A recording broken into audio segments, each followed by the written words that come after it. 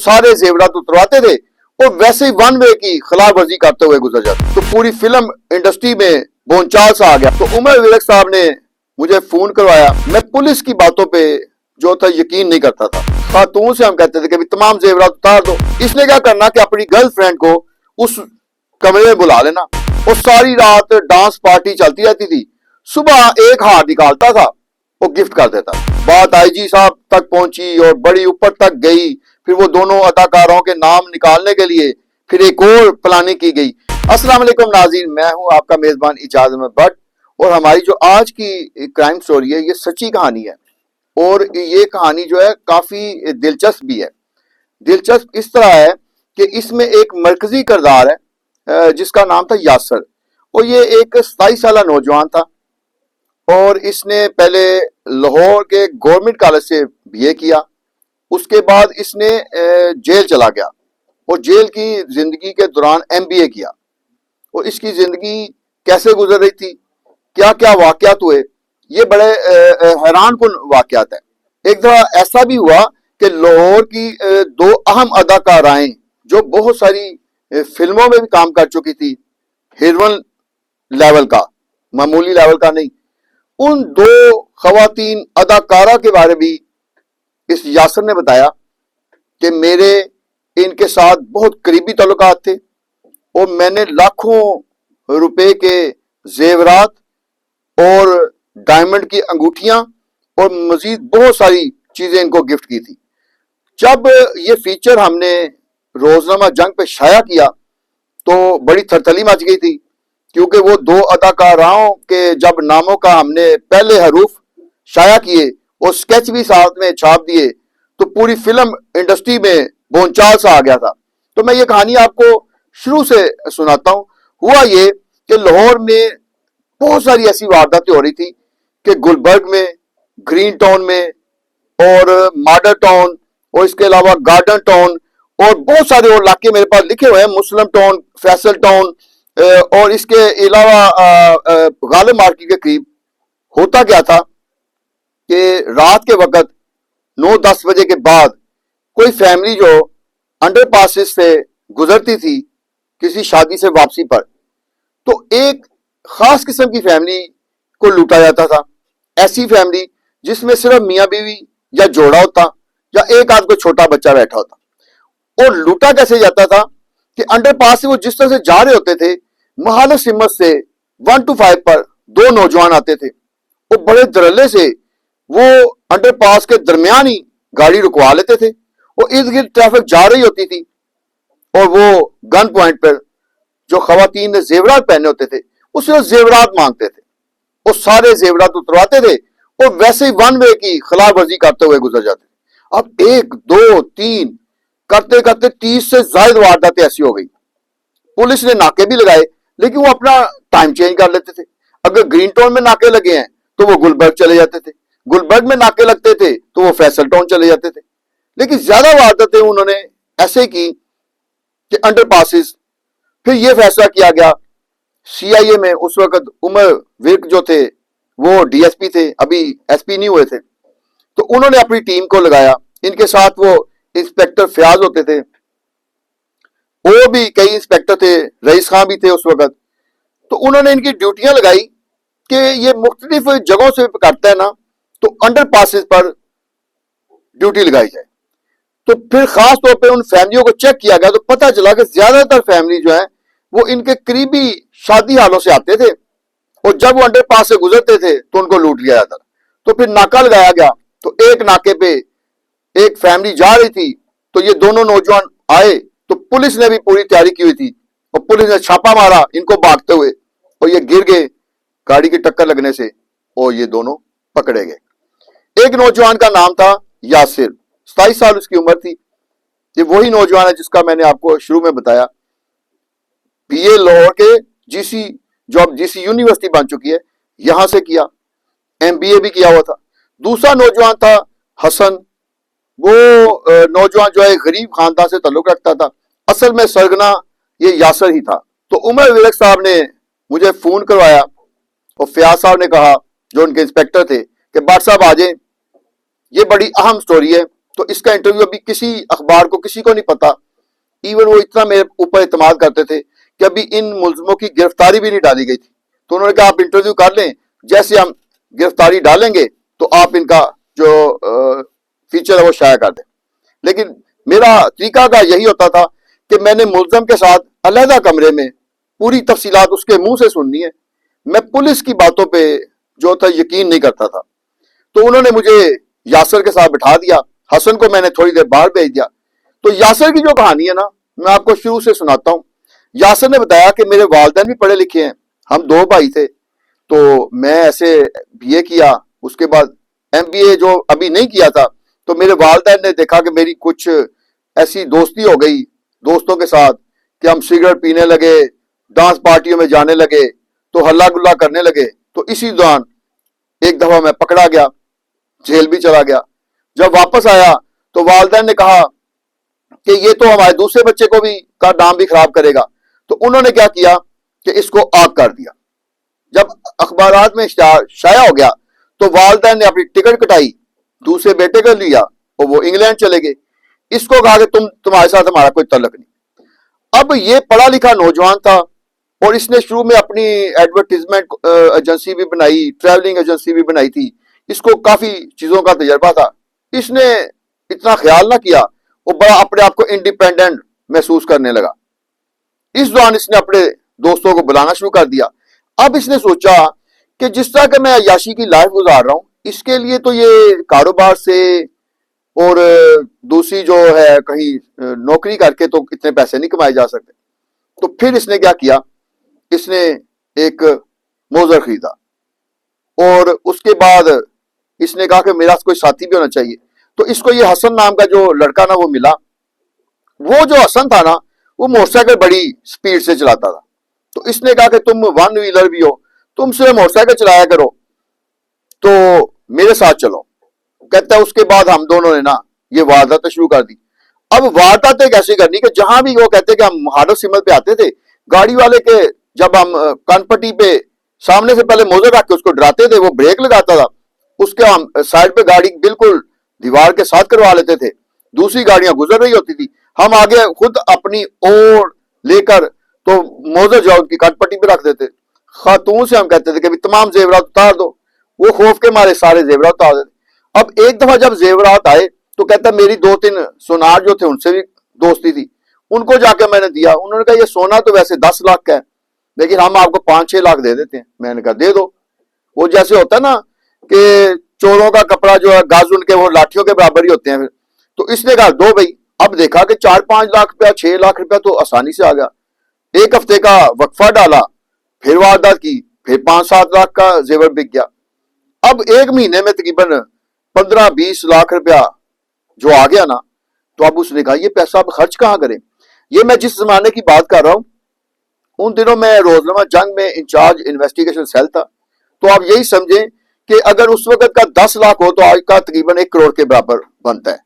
تو اتنا پیسہ اس کے پاس آ گیا. تو اس نے کہا کہ دوستوں پہ بھی لٹاؤ, اور واردات کے لیے کہتا ہے مجھے چند منٹ لگتے تھے, اور منہ پہ وہ کہتا ہے میں نقاب چڑھا لیتا تھا. اس وقت سی سی کیمرے بھی جو سی سی ٹی وی کیمرے ہیں وہ بھی نہیں انسٹال ہوئے تھے لاہور شہر میں. تو اس وجہ سے اس کو وارداتیں کر کے کوئی پہچانتا بھی نہیں تھا. اب کہتا ہے میں نے نا وارداتیں کرنی شروع کی. پھر میں نے کہا اپنی عیاشی کے لیے کوئی اپنا ایک ٹھکانہ ایسا ہونا چاہیے کہ جو گھر نہ ہو. تو اس نے لکشمی چوک کے قریب ایک ہوٹل تھا, اس میں کمرہ نمبر مجھے ابھی بھی یاد ہے, میرے فیچر میں لکھا 202 نمبر کمرہ, وہ مستقل اس کے لیے بک ہوتا تھا. اس نے کیا کرنا کہ اپنی گرل فرینڈ کو اس کمرے میں بلا لینا, اور ساری رات ڈانس پارٹی چلتی رہتی تھی. صبح ایک ہار نکالتا تھا, وہ گفٹ کر دیتا تھا. اب وہ جو ایک گرل فرینڈ آئی ہے, 2 آئی ہیں, 3 آئی ہیں, وہ ڈانس کیا ہے, تینوں کو اس نے سونے کے ہار دے دی. انہوں نے جا کے جب چیک کرائے تو اصلی سونا.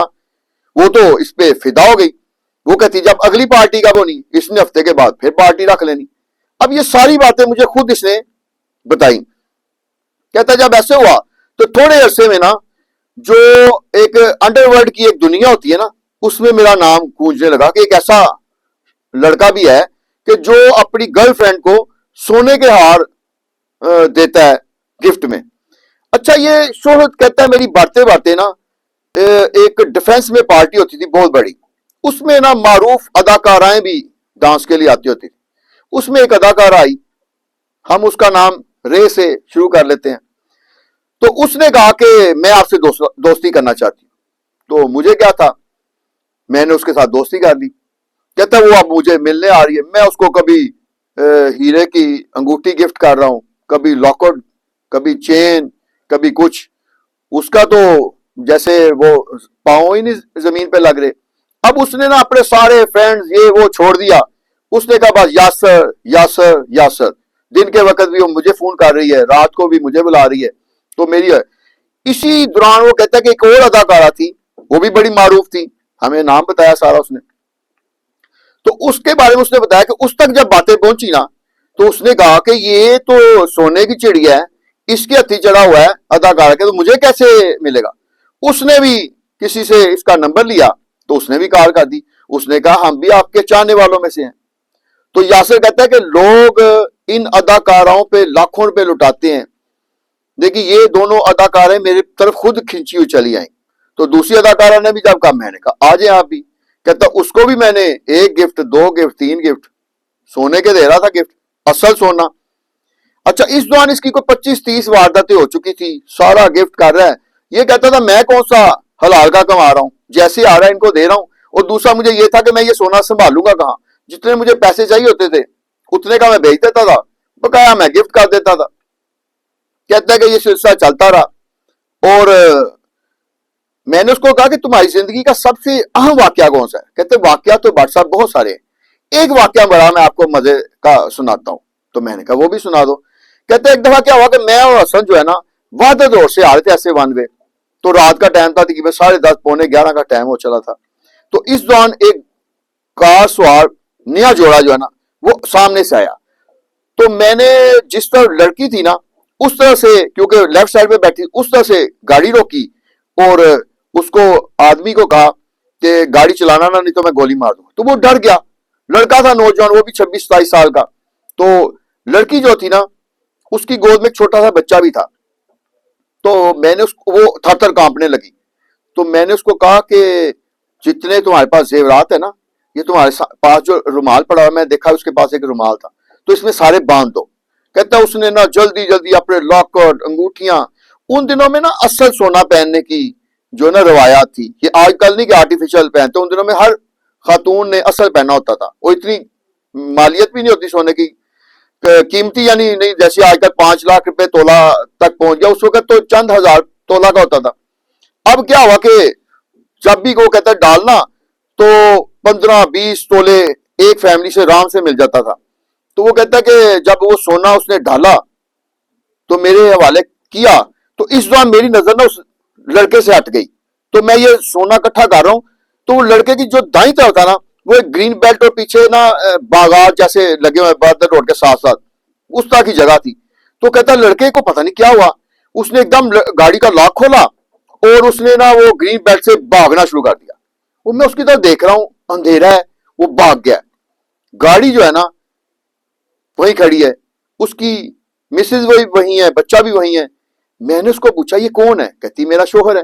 تو میں نے کہا یہ بھاگا کیوں ہے؟ کہتی اس کو لگ رہا ہے کہ آپ نا جس طرح غصے سے بات کر رہے ہیں کہیں آپ گولی نہ مار دیں. تو میں نے کہا تمہیں اپنی بیوی کو بے یارو مددگار چھوڑ کے چلا گیا. تو کہتا ہے مجھے بڑی حیرانگی ہوئی، غصہ بھی بڑا آیا. میں نے کیا کہ وہ جو زیورات میں نے پکڑ کے حسن کو پکڑائے تھے نا وہ زیورات پھر پکڑے. میں نے اس کو کہا یہ لو، تم میری بہن لگتی ہو، یہ زیورات سارے واپس لو. اور میں نے اس سے ایک چیز پوچھی، میں نے کہا تمہیں ڈرائیونگ آتی؟ کہتی ہاں مجھے ڈرائیونگ آتی. کہتا اترو، دوسری طرف سے ڈرائیونگ سیٹ پہ آؤ. وہ ڈرائیونگ سیٹ پہ آ گئی. کہتا یہ اپنے بچے کو ساتھ بٹھاؤ اور ڈرائیونگ کر کے گھر جاؤ، اور اس بغیر جو تمہارا شوہر ہے نا اس کو میری طرف سے میسج دینا کہ ایک چور اور ڈاکو نے تمہیں بہن بنا لیا اور اس نے تمہاری عزت کا تحفظ کیا، اور یہ میں تمہیں سونا بھی سارا واپس کر رہا ہوں. لیکن اس بغیرت کو میری طرف سے ایک میسج دینا کہ تم کس قسم کے شوہر ہو کہ اپنی بیوی کا تحفظ کرنے کے بجائے وہاں سے بھاگ ہی گئے ہو. تو میں نے کہا پھر کیا بنا؟ کہتا بننا کیا، بادشاہ وہ بھی کانپ رہی تھی، اس نے گاڑی سٹارٹ کی، گیئر ڈالا، چل پڑی. اس کو اب خطرہ تھا کہ پیچھے یہ میرے آئیں گے، کوئی مذاق کر رہے ہیں. میں نے کچھ بھی نہیں کہا، میں وہیں کھڑا. میں نے کہا ایسے ایک اور مجھے مل جائے گی فیملی تو میں اس کو لوٹ لوں گا, لہذا یہ خاتون جو لڑکی جو ہے نا میری نظروں سے اوجھل ہو گئی. تو میں نے کہا آپ کو اس کا کیا فائدہ ہو؟ کہتا ہے بٹ صاحب میں اکثر رات کو بیٹھ کے سوچتا تھا کہ جب میں یہ گھر گئی ہوگی تو اس نے اپنے میاں کی کیسے کلاس لی ہوگی, اس کو کیا کیا کہا ہوگا, بس مجھے اسی میں ٹھنڈ بڑھ جاتی ہے. میرے لیے تو 15-16 تولے کوئی چیز ہی نہیں تھی, تو میں اس لیے اس کو چھوڑا کہ تاکہ اس بغیر شخص کو جو اپنی بیوی کو 2 ڈاکوؤں کے حوالے کر کے خود اپنی جان بچا کے بھاگ گیا. تو مجھے بڑا غصہ آیا تھا. تو میں نے, یہ میری زندگی کا بڑا ایک دلچسپ واقعہ ہے. اور یہ جب واقعہ اس نے ہمیں سنایا تو میں بھی کہہ کے لگا کے ہنسنے لگا کہ یہ کیسا ایک شخص تھا. اس نے پھر 3-4 اور واقعات بتائے.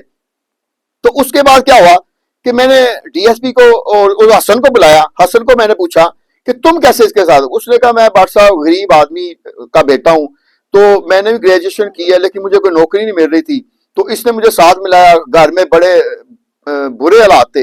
جب میں اس کے ساتھ ملا تو اس نے 1-2 لاکھ روپیہ مجھے ہر واردات سے دینا شروع کر دیا.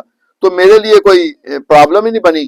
تو مجھے کیا کرنا ہوتا تھا, میں نے تو موٹر سائیکل چلانی تھی, میرا منہ لپیٹا ہوا تھا, اس لیے میں نے کہا میرا کسی کو کیا پتا چلنا ہے, تو میں اس لیے اس کے ساتھ مل گیا.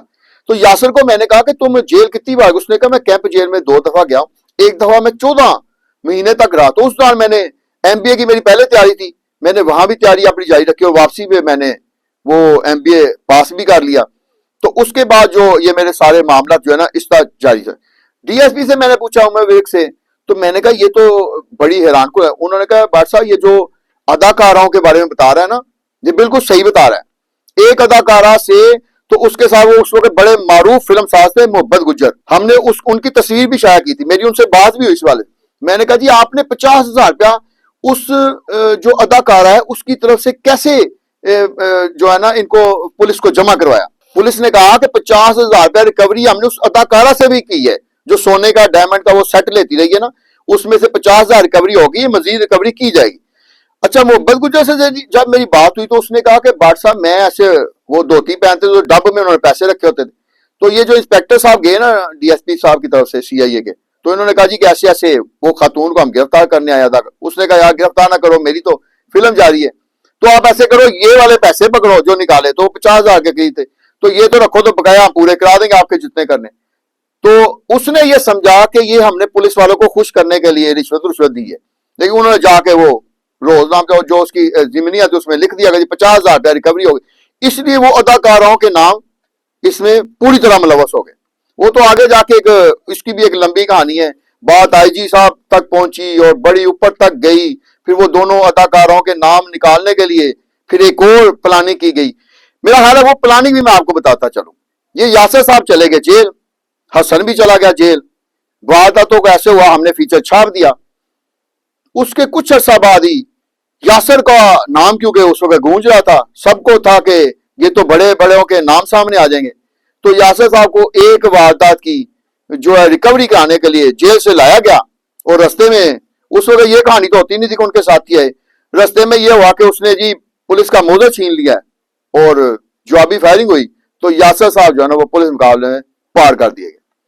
تو اس کے ساتھ وہ جتنی اس میں شخصیات ملوث تھیں سب کے نام کو چھپا لیا گیا اور یاسر کا جو ہے نا پولیس مقابلے میں خاتمہ کر دیا گیا.